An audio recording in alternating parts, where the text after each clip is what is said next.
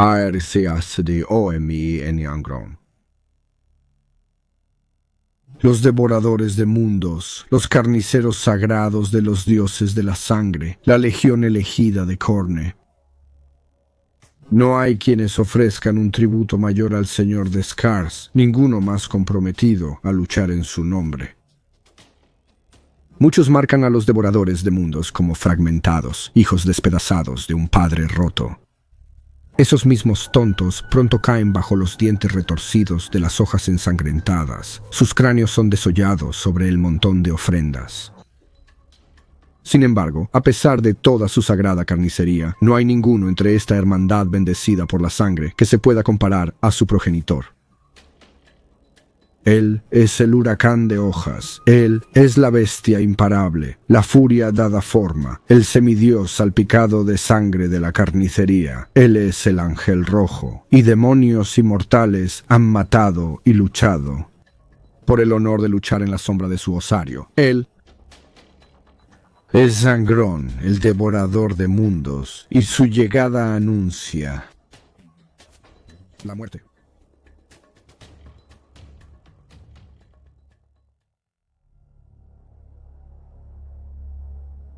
Comienza la transmisión de vídeo.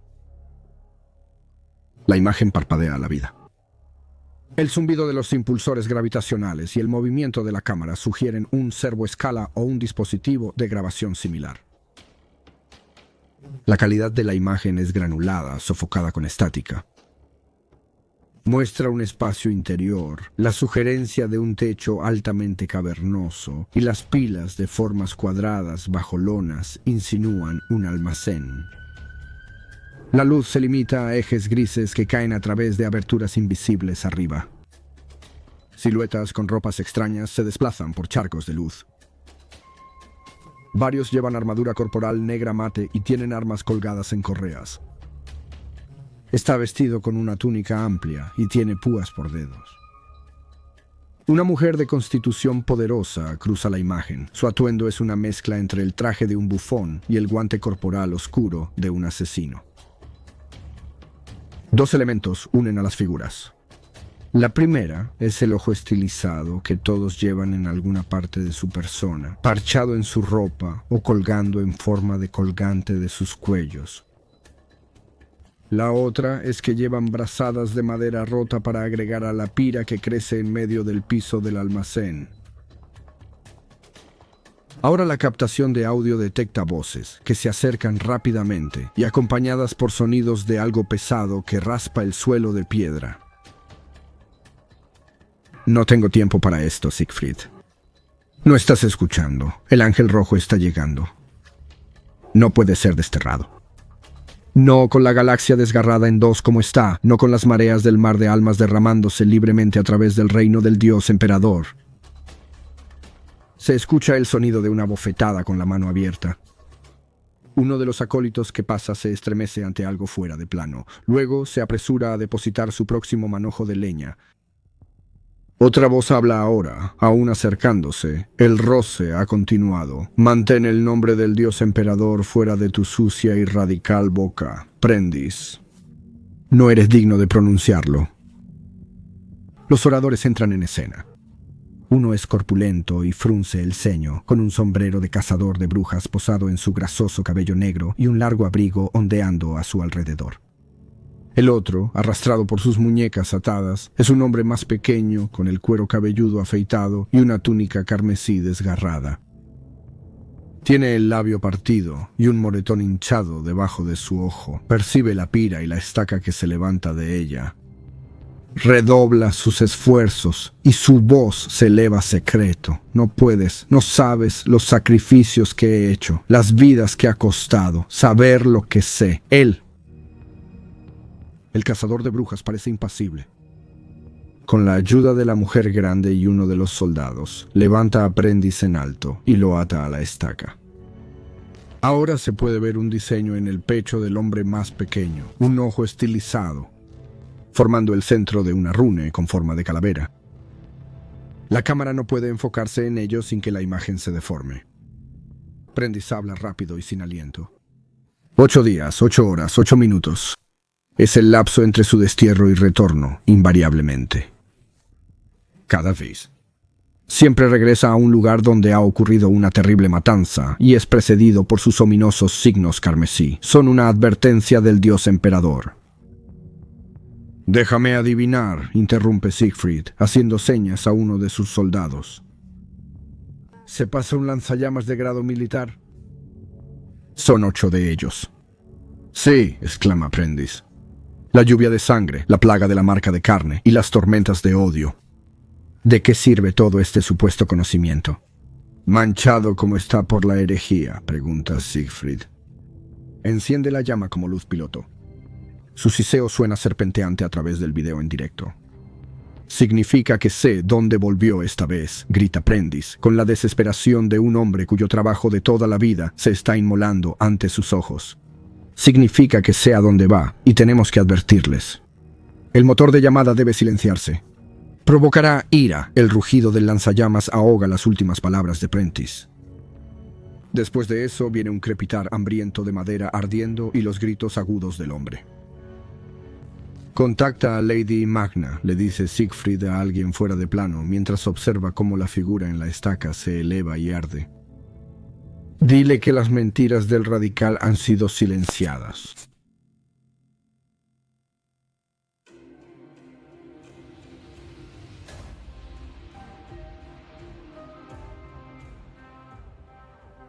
Bienvenido, gentil oyente. Soy Valdemort, tu fiel servidor, y deseo presentarte las fuerzas, facciones y eventos del universo de Warhammer 40.000.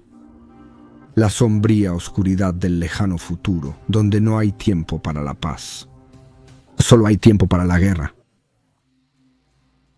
Y hoy continuamos con la nueva campaña, los Arcos de Omen, ya que se supone que está construyendo un evento que destrozará y transformará todo el escenario, como lo hizo la tormenta de reunión antes de ella. Por lo tanto, hoy cubriremos el segundo libro, titulado simplemente Angron. Si no conoces estos temas, consulta mi entrada sobre los Arcos de Omen, Abaddon, enlaces en la descripción. Pero daré un pequeño repaso por simplicidad.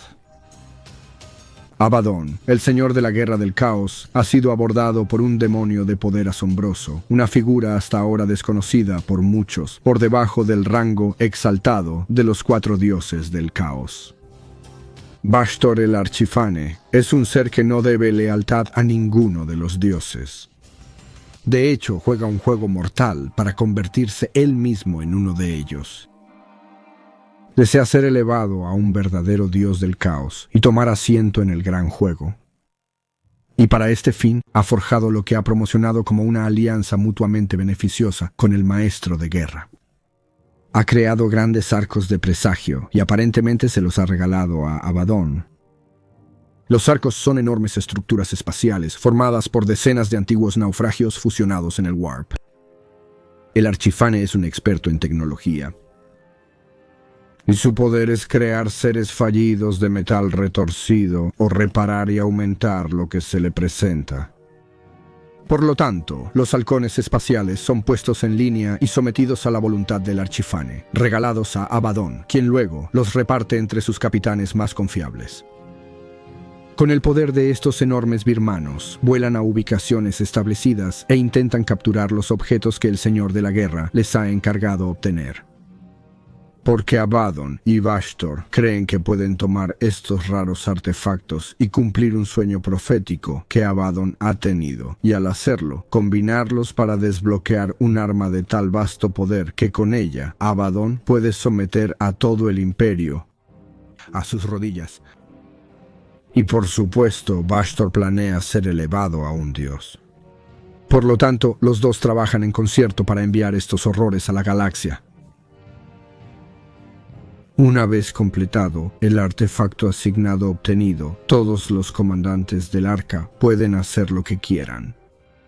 Por lo tanto, Abaddon sabe que tomarán estas vastas armas y traerán carnicería y caos a casi todos los sectores de la galaxia. Pero un elemento fundamental, un artefacto particularmente importante, se encuentra en el sistema Malak.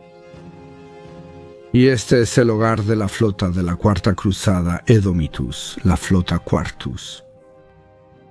E incluso un arca de Omen y su flota circundante y de apoyo serían destrozados en cualquier asalto.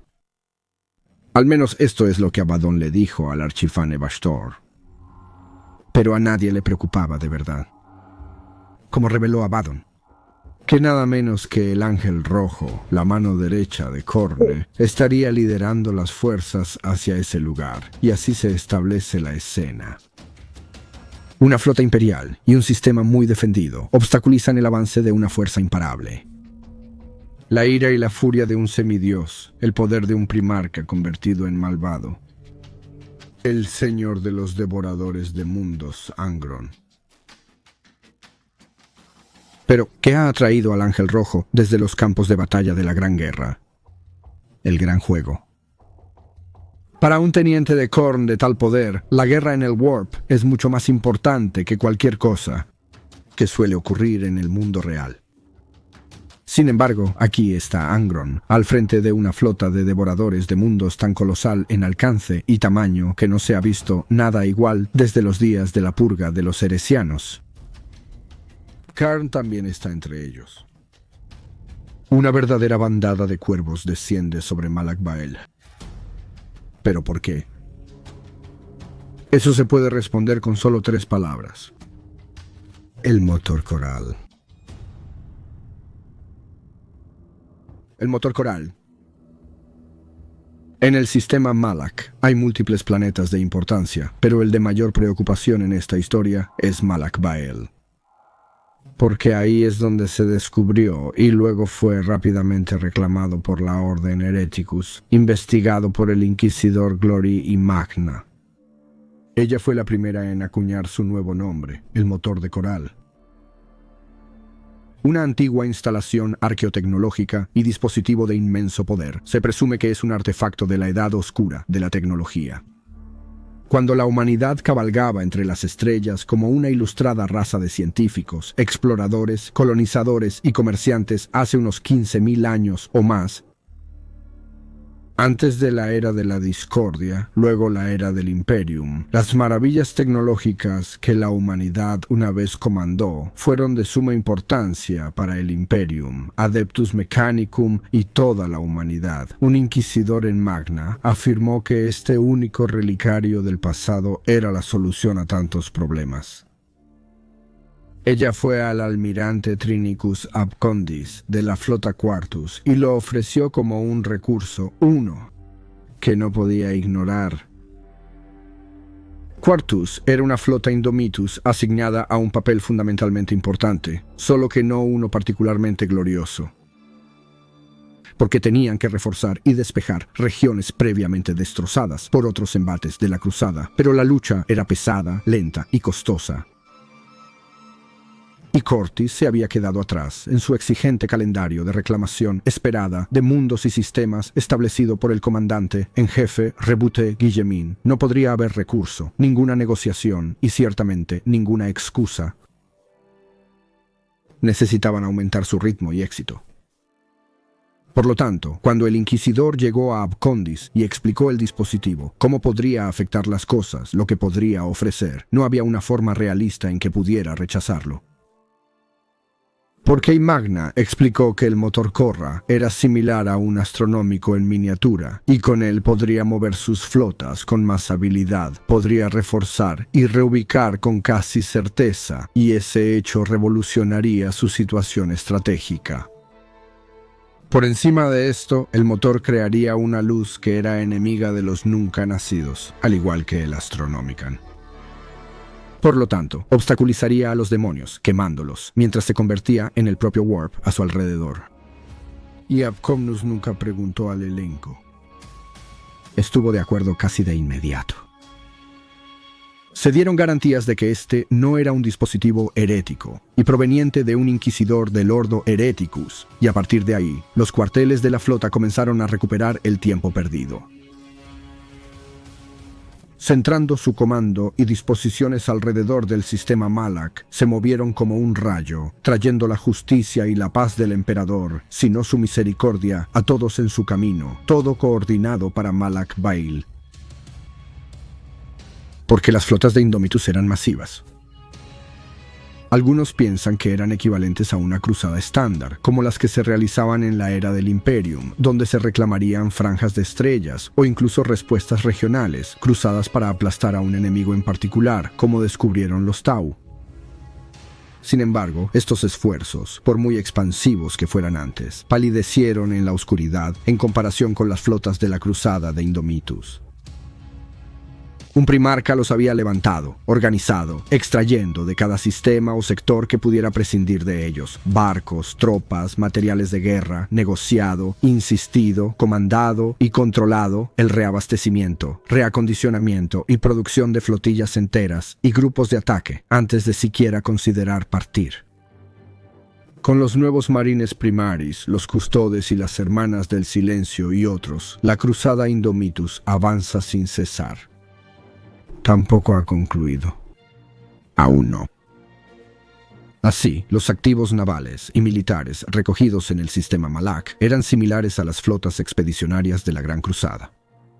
Las fuerzas desplegadas no se habían visto en 10.000 años. Pero, ¿qué era exactamente el coral? Motor para... Citar el motor coral. La señora Amagna tenía bajo su dominio a un personal de ocubistas, criptohistoriadores y magos mecánicos, cuyas especialidades y teorías los situaban al borde mismo de la herejía tecnológica. A este círculo secreto le había llevado décadas desenterrar y comenzar a comprender el antiguo motor coral, asignando nombres y funciones a sus componentes basándose en sus propias preconcepciones y prejuicios. El Resonatum. Este túnel resonante formaba un anillo exterior alrededor del santuario central del motor coral, con un diámetro de exactamente 401 pies. Los magos lo describieron como reminiscente de un colosal electroimán o un colisionador de partículas sagrado. El túnel suave y vacío estaba anillado cada 101 pies con un denso collar de tecnologías erizadas con puentes de metal escalonados que conducían sobre ellos. Cuando el motor de coral estaba en funcionamiento, ondas de choque crepitantes de energía psíquica retumbaban alrededor y alrededor del resonatum y de alguna manera servían para amplificar la señal del motor. Los túneles y puentes debajo y encima del resonatum conectaban el sanctum con el resto del complejo exterior del motor, ya que permanecer dentro de él mientras el motor estaba en funcionamiento era una sentencia de muerte. El sanctum. La cámara central del motor coral era un vasto espacio conocido como el sanctum. Las superficies internas de esta cúpula cavernosa estaban llenas de nidos de cable, circuitos intrincados, millas de cableado denso y paneles que llevaban constelaciones de luces y lentes parpadeantes. Un anillo de altísimos cogitadores formaba un toroide de 100 pies de altura en el corazón de la cámara, con bancos de tronos operativos acunados en filas de pórticos ascendentes a su alrededor. Fue desde aquí que la operación del motor coral y el monitoreo de sus protocolos de seguridad del moderador en capas fue controlado por un personal de magos y servidores meticulosamente integrados. La bobina de sifón. Colosal en escala y enigmático en su funcionamiento arqueotecnológico, la bobina de sifón se extendía desde la base del motor coral y se clavaba a través de la corteza de Malak Beo hasta perforar su mismo núcleo. Extraía inmensas reservas de energía geotérmica de las profundidades, así como parecía recolectar una gran cantidad de minerales y minerales subsidiarios para facilitar los sistemas de autorreparación del motor, que eran extensos e inefables. Las fosas de coristería. En las catacumbas subsidiarias, debajo del piso del mezzanino del santuario, sarcófagos tecnológicos de frente abierto, conocidos como fosas de coristería, rodeaban la cámara central en filas escalonadas. Un psíquico instalado en una de estas fosas de coristería podía esperar vivir entre 3 y 10 días, dependiendo de su fortaleza mental y física. Durante ese tiempo, vertieron sus energías psíquicas y fuerza vital, tanto en el motor de llamada para proporcionarle energía. Una vez que su servicio estaba hecho, su cáscara quemada y marchita sería removida y la fosa de coristería sería desinfectada antes de que se instalara el próximo ocupante. La vena de enfoque. Una red de grúas se cruzaba en la cúspide del techo abovedado del santuario. A través de su centro descendía la vasta estalactita circular de Archaeotech, que era el núcleo del motor de coral, estirándose hasta dentro de 200 pies del toroide del cogitador, y apuntando directamente a su centro. La llamada aleta de enfoque contenía un cuarteto de cámaras en las que estaban conectados astropatas excepcionalmente talentosos. Fue a través de su poder y mentes disciplinadas que las energías completas del motor coral fluían hacia arriba y hacia afuera en las profundidades del warp. Al menos hasta que las energías del motor los quemaran desde el interior hacia el exterior, y se retorcieron y gritaron camino a una tumba temprana.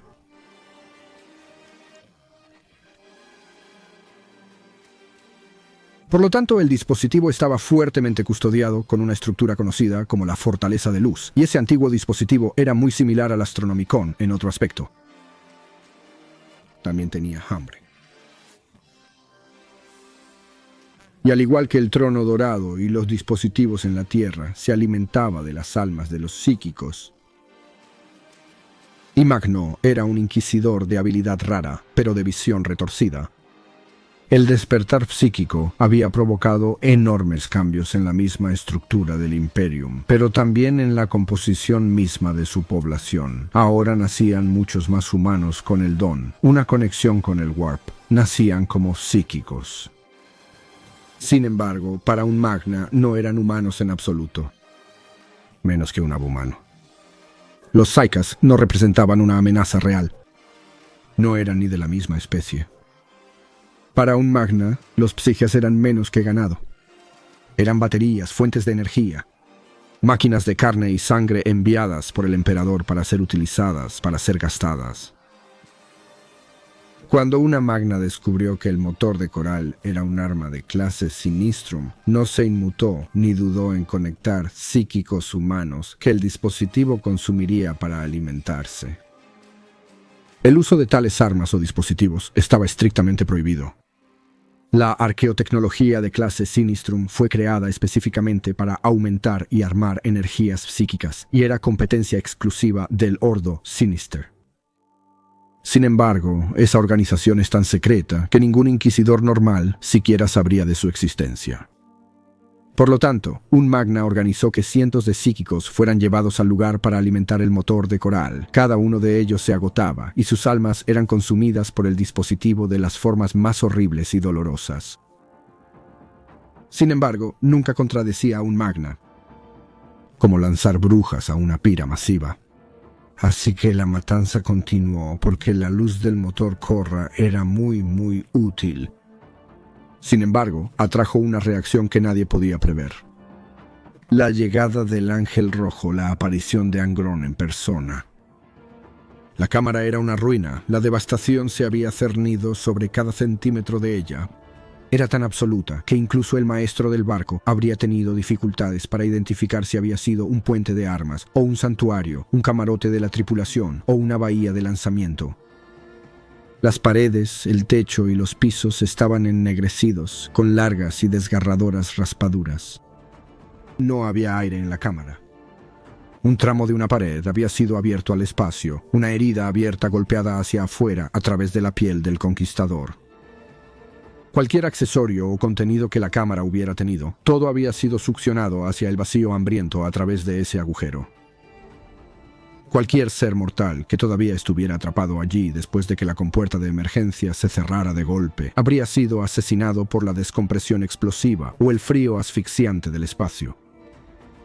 No es que cualquier mortal hubiera soportado el torbellino de violencia que vació la cámara para empezar. Sin embargo, la cosa que se encontraba en el corazón de la cámara arruinada no era mortal y no sufría sus debilidades.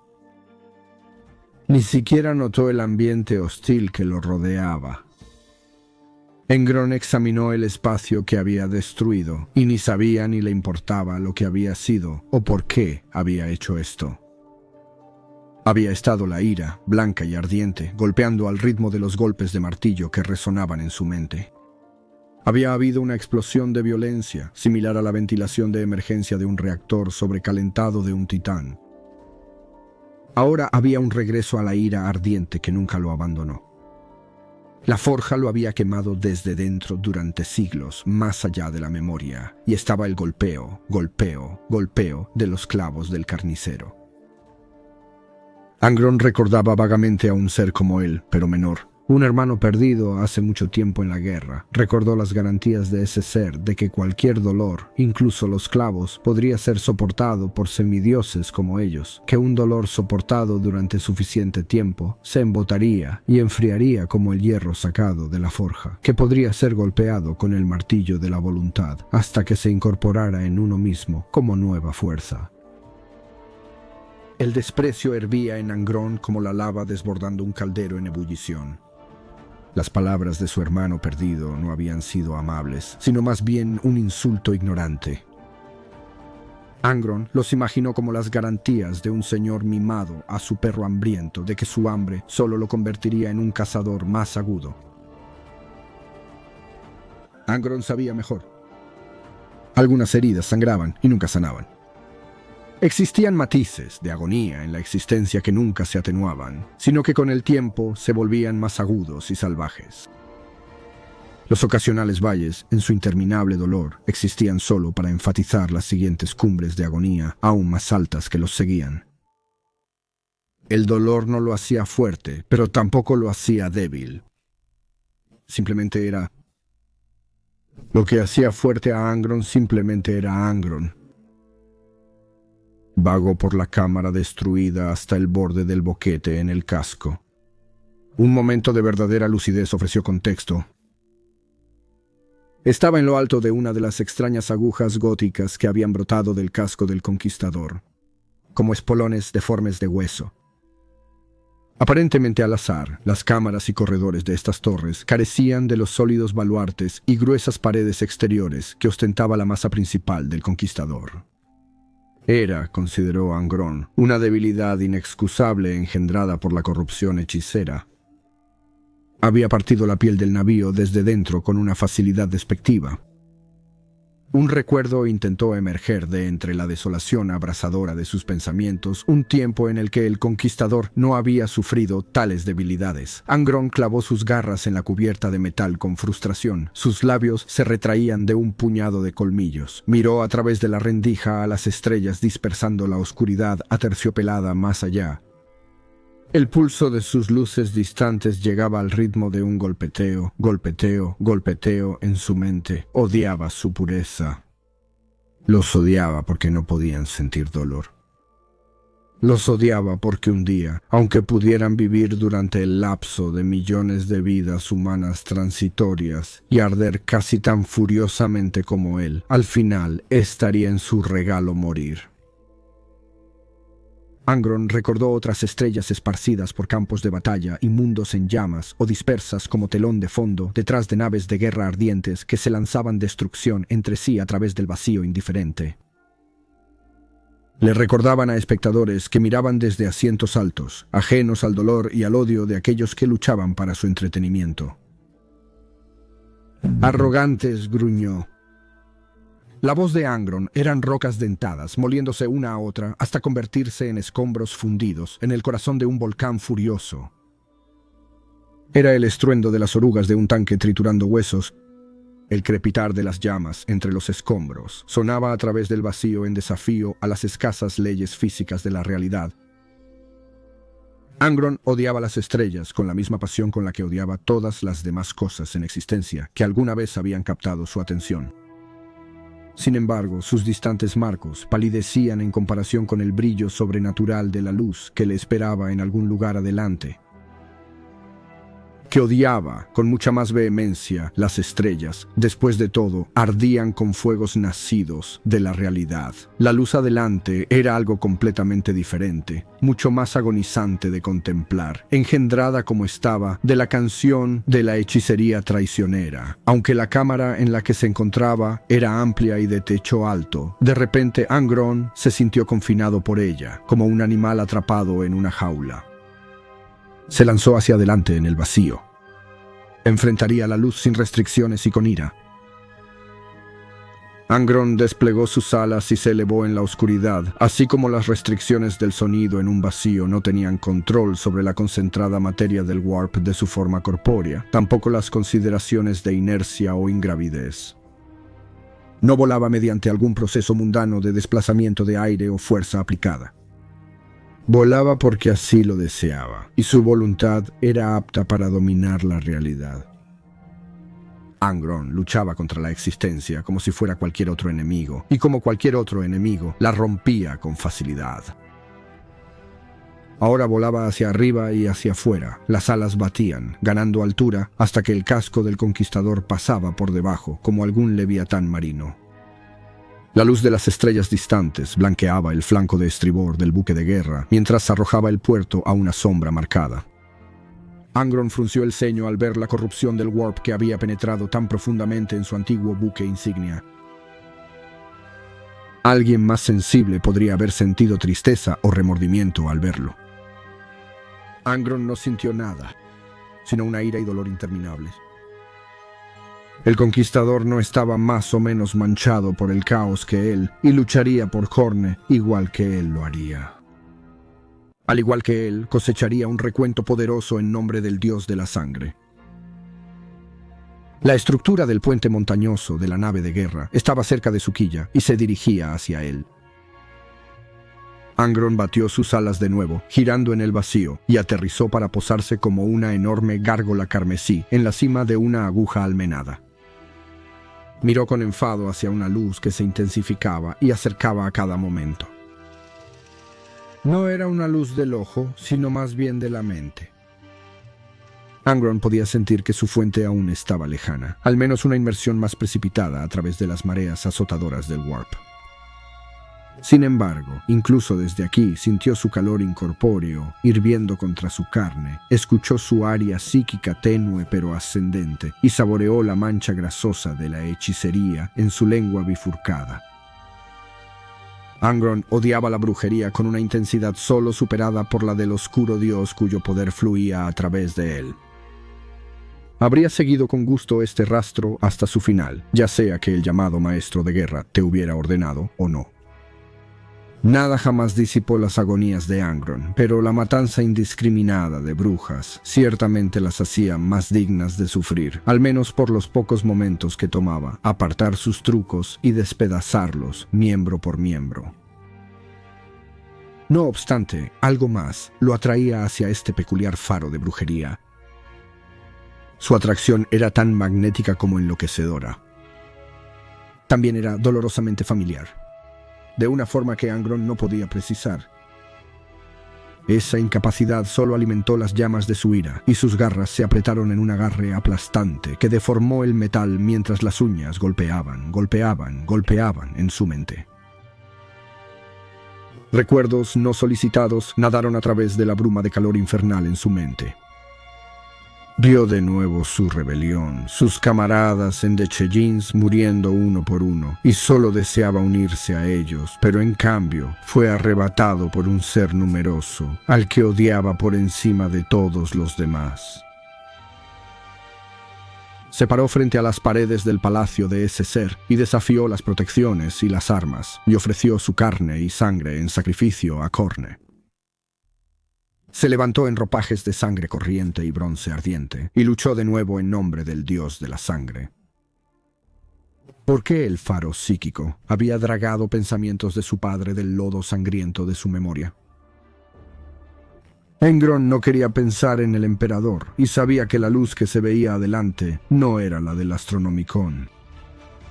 Pero esa irritante familiaridad persistió. Una astilla incrustada en la magullada carne de su mente. Echó hacia atrás su cabeza y rugió, y el sonido rodó por el vacío como un trueno. Pronto aprendería la naturaleza de esa mirada odiosa, y cuando lo hiciera, haría cualquier violencia que fuera necesaria para extinguirla. Ni Angron lucharía solo, aunque a él le importaban poco esas cosas. Dándole la espalda a la luz de bruja, inspeccionó su flota. Extendida detrás del conquistador en una cuña desgarrada, había una verdadera armada de naves de guerra renegadas. Antiguos acorazados y cruceros de la Marina Imperial luchaban por la posición con robustas naves espaciales de marines espaciales, las extrañas embarcaciones del Mechanicum Oscuro, e incluso algunas naves pertenecientes a, o tomadas a la fuerza, de mercenarios xenos. En el corazón de su formación navegaba un inmenso desecho espacial, sobre cuya masa dorsal parpadeaba un portal de guerra cautivo. Angron era vagamente consciente de que este buque era el Clarion Dire, comandado por el señor Karakov Bloodfist, y enviado para recuperar algún premio de Malach Bael para el despojador. Si Abaddon esperaba que Angron defendiera esa luna de nave deforme, o hiciera algún esfuerzo para facilitar su misión, se llevaría una decepción. La mera presunción de tales nociones hizo que Angron rechinara sus colmillos juntos con furia. Casi todos los buques de guerra reunidos mostraban algún grado de corrupción empírica, ya sea extrusiones de metal resbaladizas con sangre, masas de cadenas de latón barbadas como tentáculos de pulpo, proas colosales en forma de cabeza de perro cuyas fauces bostezantes escupían llamas, o cualquiera de una miríada de otras deformidades. Angron también podía ver docenas de diferentes esquemas de colores y diseños heráldicos en los cascos de los buques. Algunos se mostraban con orgullo marcial, otros parecían pintados apresuradamente y estaban marcados por quemaduras de explosiones y cadáveres empalados. Estaban presentes docenas de bandas de guerra renegadas, capítulos traidores, regimientos mortales caídos y legiones de titanes traidores. Sin embargo, los buques de guerra de los devoradores de mundos de Angron superaban a todos en número.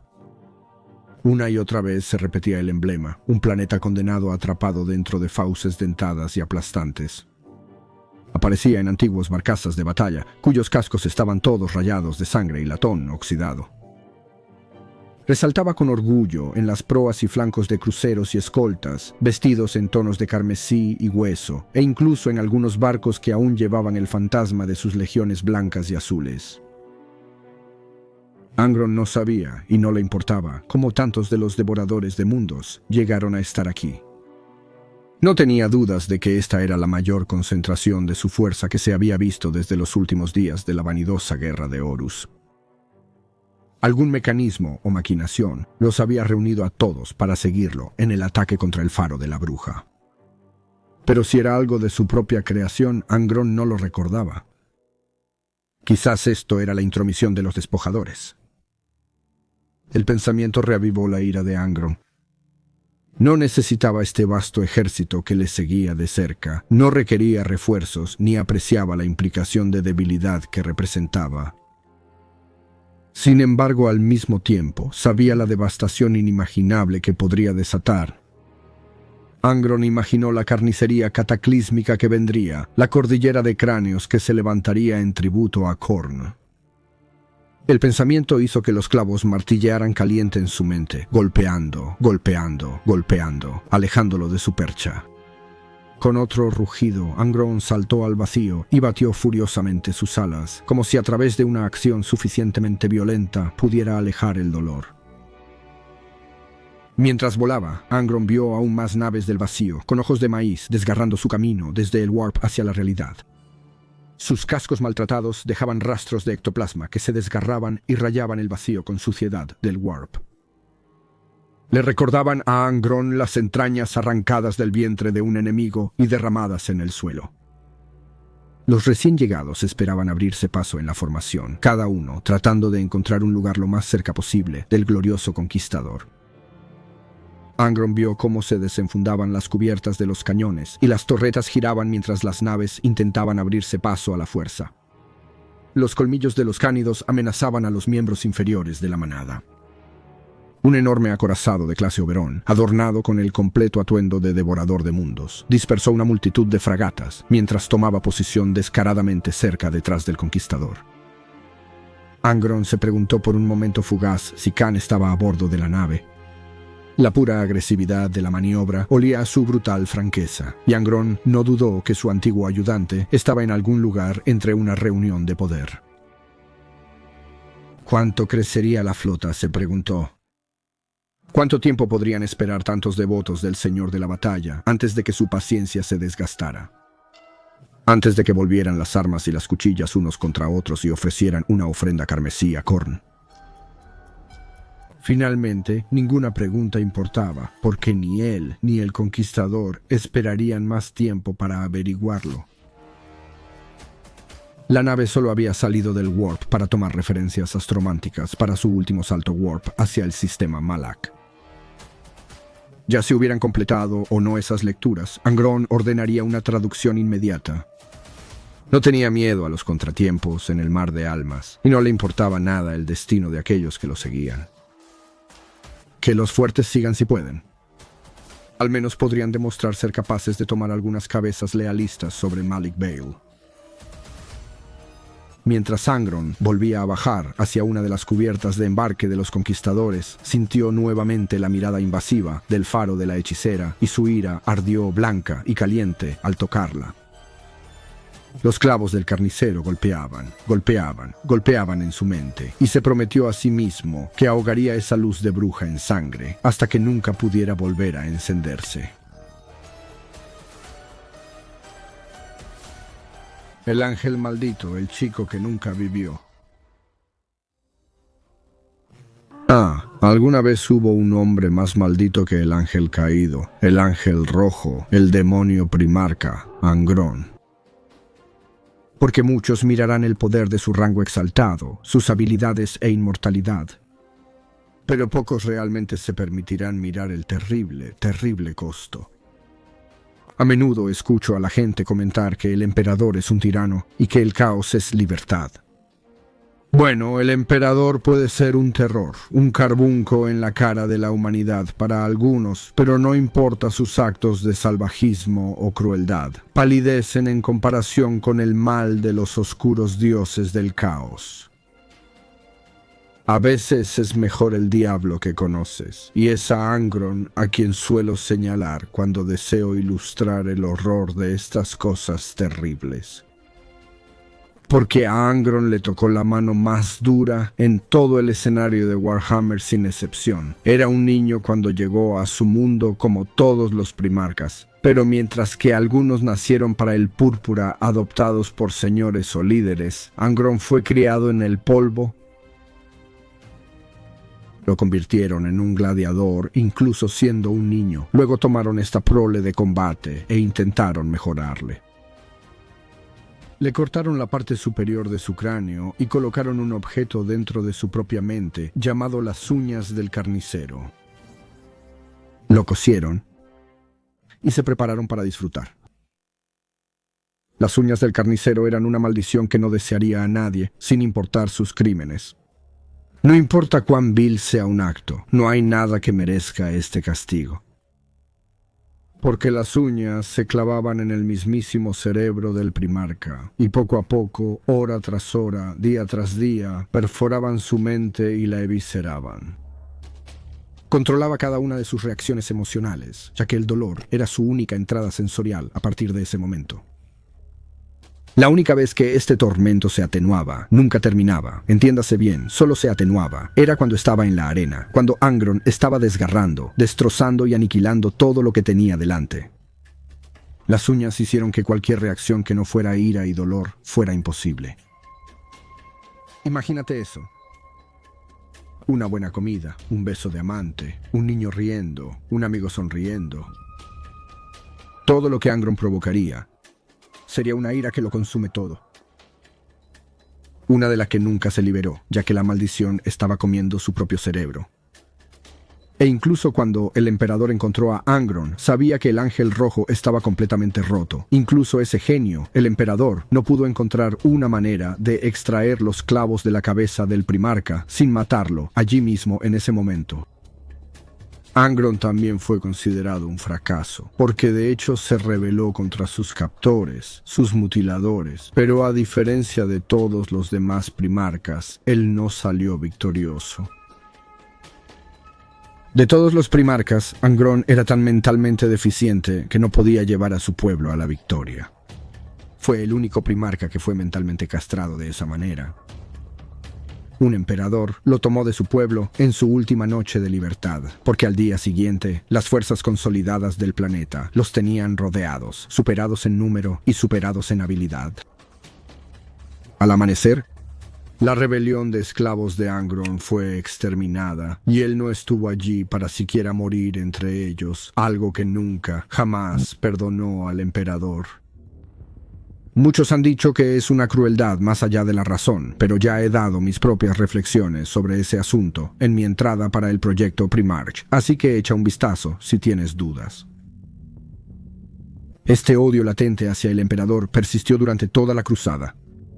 Angron trataba a sus marines, sus devoradores de mundos, como ganado, diezmándolos a capricho por no poder alcanzar objetivos irreales. Angron fue uno de los pocos que cayó en el caos sin ningún remordimiento. Nunca hubo un solo momento en el que miró atrás o dudó de su decisión de doblegarse ante Horus. Sin embargo, al final, cuando se le concedió la inmortalidad y un vasto poder cósmico por su benefactor, el dios Khorne, señor de los cráneos, su destino estaba sellado. Porque siempre deseó que todo terminara, que su miserable existencia en la sombra llegara a su fin, y ahora se había convertido en inmortal, incapaz de conocer nunca la paz. Pero esto se sumó a la total traición de su nuevo maestro. Ya sabes el dicho, nuevo jefe, igual que el viejo jefe. Y si Angron tiene algún rastro de humanidad que le quede, entonces seguramente odia al Señor de la Sangre y los Cráneos tanto como alguna vez odió al emperador. Porque cuando fue elevado al nivel de príncipe demonio, su dolor no fue negado. ¡Oh, no! En su infinita burla, Khorne miró a Angron y supo qué lo hacía tan potente. Era su ira, su odio. Todo se basaba en su dolor, y así fue como Khorne aumentó su sufrimiento por magnitudes. No se le ofreció a Angron ninguna liberación de la opresión, ninguna recompensa por su rebelión y los miles de millones que había asesinado en nombre de su oscuro benefactor, no. Angron fue maldecido con un nivel de dolor que hizo vomitar al ángel Sanguinius y prácticamente incapaz de luchar simplemente al experimentar un eco de la intensidad de la ira en el sufrimiento. Así que cuando alguien afirma que el caos es libertad, sabe que mienten. Porque los dioses oscuros ven a todos los seres como sus juguetes, diseñados para traerles solo mayor gloria, y no hay recompensa en adorar a los dioses oscuros del mal, porque el mal siempre se consume a sí mismo, así como Khorne consume a Angron, infligiéndole el mayor dolor que ha existido por toda la eternidad. Incluso en medio de las mayores obras de su Señor, la matanza de almas incontables, incluso donde los clavos una vez dieron un pequeño respiro en el acto de esa masacre, incluso entonces Angron no encuentra refugio. Preferiría terminar en la silla de un anciano oscuro que recibir bendiciones directamente de los dioses del caos, por su uso de la ironía, es tan grande como su lujuria por más poder. Y así es como Angron siempre sentirá un nivel de dolor que nadie podría imaginar que existiera, y nunca terminará hasta que Khorne mismo sea vencido y todos sus demonios destruidos.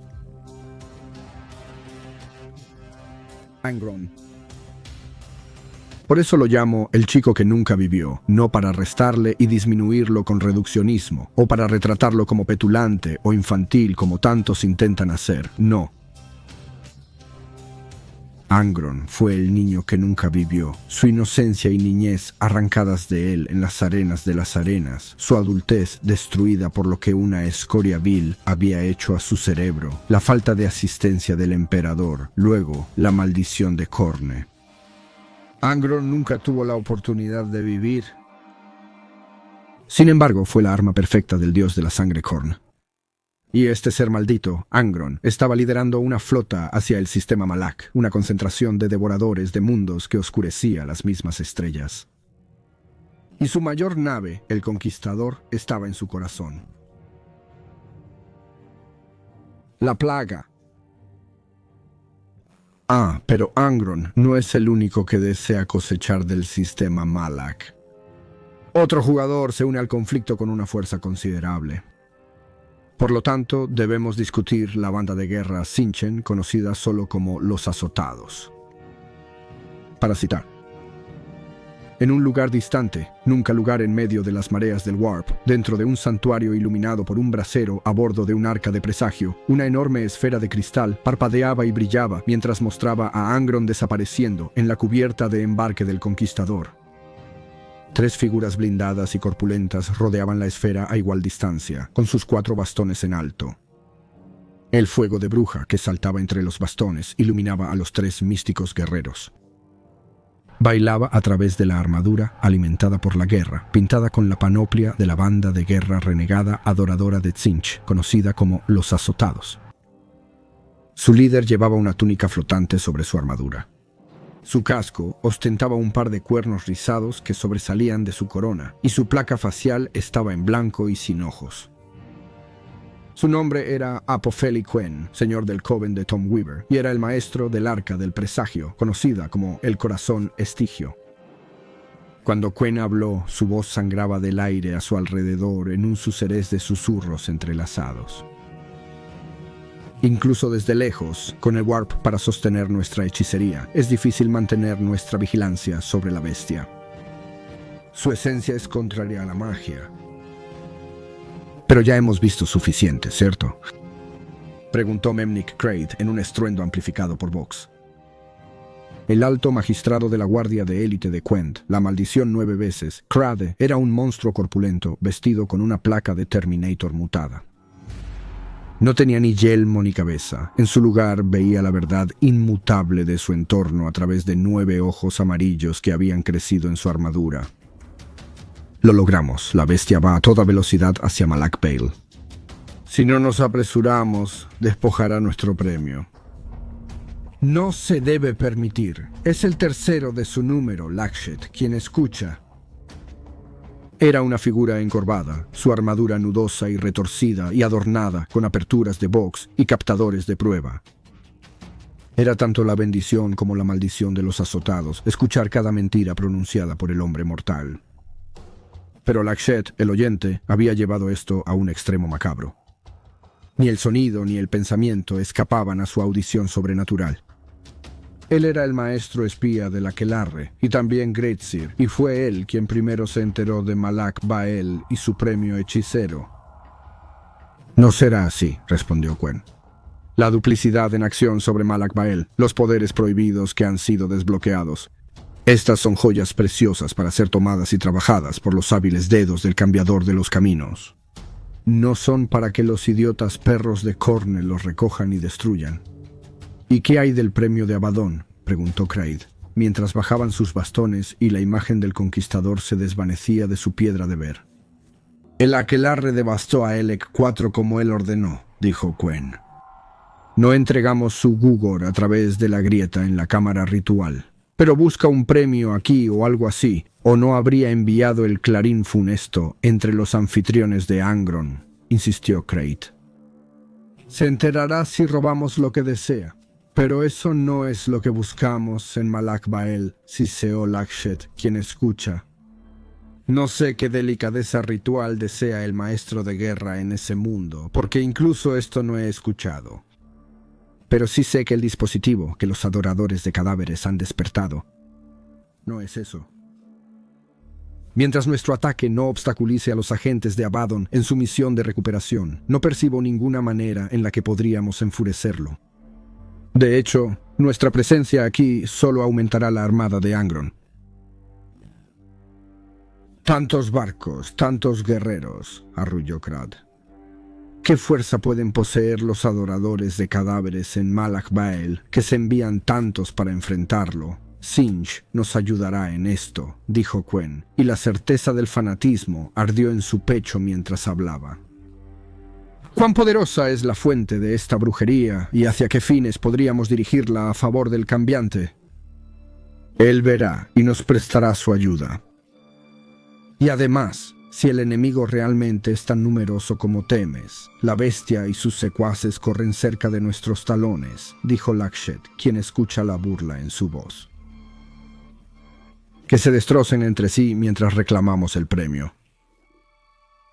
¿No deberíamos enviar barcos primero para evaluar la fuerza enemiga?, preguntó Kraid. Tú mismo has dicho que el resplandor de este dispositivo ciega el tercer ojo y ensucia nuestra previsión. No es nuestra forma de luchar tan cegados. Tienes ojos suficientes para todos nosotros. Crad dijo: Quen, hago caso a tu consejo, pero sabes que no puedo seguirlo. La demora sería inaceptable. La bestia llegaría antes que nosotros y destruiría nuestro premio. No creo que un cambiante nos haya entregado este secreto solo para vernos fracasar. Difunde la palabra a los capitanes de la flota Baal. Prepara el aquelarre. Vamos a la guerra por la gloria de Tzeentch. Fin de la cita. Y así vemos que las fuerzas del Imperium en el sistema Malak están de hecho para un viaje difícil. Las bandas tzeentchianas de los Thousand Sons son, como hemos discutido recientemente, nada de lo que bromear. Su habilidad marcial es la de los astartes de la Gran Cruzada. Su hechicería capaz de vencer cualquier amenaza que enfrenten, porque a menudo son capaces de predecir cada último matiz y evento de cualquier encuentro. Por lo general, en cualquier caso. Y su rúbrica, a pesar de ser en su mayoría autómatas, son los más animados en combate. Prácticamente invulnerables a las armas pequeñas normales. La armadura debe ser destruida para que haya una baja entre ellos, pues sus cuerpos se convirtieron en polvo hace muchos milenios. Pero como veremos, nada y nadie, no importa su poder, conocimiento, habilidad o apoyo, son infalibles. Sus flotas no son más hábiles o capaces que cualquier otra legión traidora, pero son de tiempos antiguos, por lo que nunca deben ser subestimados. Gris. Se pronosticó tal amenaza en Malak que llegó un capitán hermano completo de los Caballeros Grises, con fuerzas para apoyar su estatus. Los Caballeros Grises. Los marines espaciales recibieron semilla genética del emperador. Psíquicos y guerreros sin comparación, eran el martillo de Lordo Mageus, la ala de caza de demonios de la Inquisición, y el almirante de flota Abcondis estaba aterrado, porque inicialmente pensó que podrían intentar ejecutarlo por acceder a usar la obviamente psicoarma, el motor coral. Cuando afirmaron que no estaban aquí para eso, sino para ayudar a resistir los poderes que estaban a punto de asaltar el sistema Malak, debió haber sido un consuelo bastante frío. El almirante no iba a ser censurado, pero por otro lado, el enemigo que estaba a punto de atacar era tan poderoso que estas armas definitivas y secretas de la Inquisición estaban presentes para intentar resistirlo. Un consuelo bastante frío, el asalto a Malak, y así llegamos a la esencia del asunto, pero por favor perdóname, amable oyente, ya que daré una visión general, no un relato detallado. De lo contrario, esta entrada duraría horas y los nombres de los barcos pueden ser fascinantes cuando se leen, pero de alguna manera no siempre se traducen bien a una experiencia auditiva. Por lo tanto, intentaré abarcar la actividad lo mejor que pueda sin agobiarte con las muchas sutilezas con las que el dueño de este libro puede complacerse. El asalto. El ataque llegó en un clarín de confusión, pero las fuerzas que llegaron no eran como los defensores las habían imaginado. La flota del Arca de Omen que llegó tenía un enorme casco en su medio, el corazón estigio, pero de alguna manera muchos se sorprendieron con su advenimiento. Porque eran una flota poderosa en efecto, pero aún así no eran superiores en número ni en tamaño de nave que los grupos de batalla de la flota defensora. El corazón estigio y su armada de apoyo volaron directamente hacia Malak Bael. Las tripulaciones de los barcos eran disciplinadas y experimentadas, pero también lo eran los elementos defensores de los leales astartes y las flotas navales que defendían el sistema. La batalla fue unilateral desde el principio, dolorosa y costosa, pero unilateral. A pesar de la presencia del masivo Arca del Presagio, el corazón estigio, las fuerzas del caos eran demasiado pocas, y la marina las llevó a la batalla y las desmanteló sistemáticamente. El arca misma fue despojada de la gran mayoría de su flota de apoyo, y se volvió para alejarse, cojeando hacia la oscuridad de los confines exteriores del sistema. Los lealistas querían celebrar su triunfo. El almirante planeaba expresarse ante los caballeros grises, que habían exagerado un poco el pastel en cuanto a una amenaza que habían percibido. Bueno que no lo hizo. Porque fue entonces cuando el sistema fue desgarrado con enormes firmas de traducción. Cuando la flota de Angron y sus devoradores de mundos irrumpieron en el espacio real y todos los seres sensibles en ese sistema escucharon el llamado del enemigo mientras resonaba en sus propios corazones y almas, sangre para el dios de la sangre. Y con eso comenzó la verdadera batalla. Ingron puede haber estado en una excruciación perpetua, pero aún era un primarca, y dividió su flota en 3 puntas para asaltar las palabras de Malak. 2 parecían dirigirse hacia Malak Ra y Malak Ba, respectivamente, siendo los otros 2 planes de importancia en el sistema. Pero por supuesto, la flota principal se dirigió directamente a Malak Bail, el hogar del motor Korra.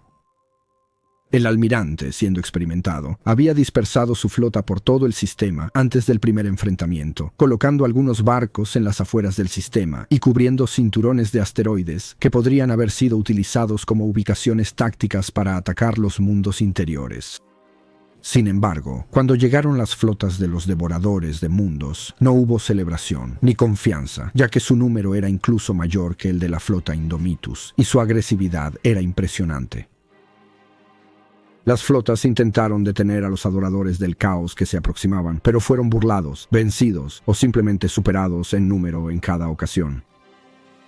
Se mostró una gloriosa valentía en ambos lados. Las acciones de abordaje de las hermanas de batalla y los marines en las flotas fueron enviadas a los buques de los devoradores de mundos, o sucedieron en los barcos navales y en espacios confinados con poca maniobrabilidad contra los devoradores de mundos. El tributo de sangre era desgarrador. No obstante, la mayoría de las naves rumbo a Malak Var y Malak Gra eran señuelos. Atravesaron directamente las flotas defensoras, luego se cerraron alrededor de los remolinos para dirigirse a máxima velocidad de regreso a Malak Bail, y las fuerzas imperiales defensoras quedaron mayormente descolocadas, jugando a ponerse al día, mientras intentaban cerrar y castigar a los barcos traidores, mientras navegaban casi sin impedimentos hacia el evento principal. El conquistador mismo se sumergió en medio de la flota defensora bajo Abercondes. A su paso, la flota más despiadada en el espacio. Los devoradores de mundos liberaron las garras de Ursus y desgarraron uno tras otro barco imperial en combates cuerpo a corta distancia. Sin embargo, todo parecía irrelevante, ya que su único objetivo era evitar que un ser en particular llegara a la superficie. Saltó del casco del conquistador y se precipitó como un meteoro hacia la fortaleza de luz y el motor de coral contenido allí. Por supuesto, era Angron. Y con él, los cielos se llenaron de las cápsulas de desembarco y las naves de aterrizaje de la Legión de Khorne. Los Berserkers emergieron de las cápsulas de desembarco en forma de lágrima, trazando un lazo rojo a través de todo obstáculo, y Angron se dirigió al corazón de la ciudadela. A su paso, Angron tenía no menos de 8 sedientos de sangre, terroríficas encarnaciones de la propia ira de Khorne. Estos demonios gigantescos similares a los Balrogs luchaban a su lado. Angron y su séquito destrozaron las fortificaciones de la fortaleza y se dirigieron directamente hacia el motor de coral. Su poder quemaba y ampollaba su piel, y cuando Angron había violado las defensas finales, allí encontró a los caballeros grises, todos preparados para su advenimiento. Cantaban su nombre, invocaban palabras de poder, le lanzaban todo su considerable poder espiritual solo para frenarlo. Mientras lo hacían, decenas de caballeros grises cantando al unísono, los sedientos de sangre los atacaron. La batalla se desató a través de las pasarelas y grúas del motor de coral. La luz se estrelló contra él mientras el Inquisidor y Magna intentaba quemar al inmundo hasta eliminarlo por completo. Ella eliminó los inhibidores tecnológicos en los motores de coral, mientras los sacerdotes tecnológicos, atados y golpeados, le gritaban que se detuviera. El motor de coral abrumó a muchos nunca nacidos en el planeta, forzándolos a entrar al warp, incinerándolos hasta eliminarlos de la existencia. Sin embargo, su fuerza no bastó para desterrar a los sedientos de sangre, ni a Angron. Como un hombre luchando contra los vientos de un huracán, Angron golpeó sus armas contra el metal bajo sus pies y se arrastró hacia el dispositivo, un paso a la vez, y luego lo derribó. Atacándolo con toda su furia, Angron destruyó el motor de Coral. El Imperium había perdido completamente y totalmente, pero lo peor estaba por ocurrir. El motor de Coral estaba vinculado al mismísimo centro del mundo. Cuando fue destruido, el planeta simplemente se desmoronó, se agrietó a lo largo de su eje y su centro quedó abierto al espacio, y allí el núcleo del planeta se enfrió y se convirtió en un sigilo de Khorne. Aún peor estaba reservado para las fuerzas imperiales defensoras, ya que las olas de energía psíquica que exudaba el motor de Coral en sus últimos segundos de actividad estaban contaminadas por el poder de Khorne. Y así se desató la maldición del asesinato. Para todos aquellos que fueron tocados por su luz, tanto en el sistema Malak como luego en el Gran Imperio, que lo había utilizado como un faro, lo que significa la gran mayoría de los cuarteles de la flota a través de los sectores, luego fueron asaltados por su efecto de deformación. No todos sucumbieron a su poder. Los Adeptus Custodes, las Hermanas del Silencio y los Caballeros Grises eran todos inmunes a su corrupción. Pero incluso los Astartes y las Hermanas de Batalla no eran prueba de sus poderes, y ciertamente no los hombres y mujeres ordinarios de la Marina, la Guardia, el Mechanicum. La mayoría fueron convertidos en máquinas asesinas por su poder impío. Hombres y mujeres enloquecieron, sus ojos explotaron, sus oídos sangraron, o peor. Simplemente tomaron sus armas, tanto a distancia como en combate cuerpo a cuerpo, y comenzaron a disparar a aliados y hermanos y hermanas con los que habían luchado durante décadas. La maldición del asesinato se extendió por la flota, corrompiendo a muchos, incluso hasta el culto a los oscuros dioses del caos. Tan grave fue la infección que, en los meses venideros, toda la flota fue designada como traidora excomulgada. Incluso aquellos que no habían caído, porque las manzanas podridas habían, a los ojos de la Inquisición, infectado todo el barril. Y así, una flota entera de Indomitus fue vencida, rota, corrompida y declarada fuera de la ley para ser exterminada con extremo prejuicio, todo debido a las acciones del chico que nunca vivió, el Ángel Rojo, el supuesto más débil de la camada. Todo debido a Angron.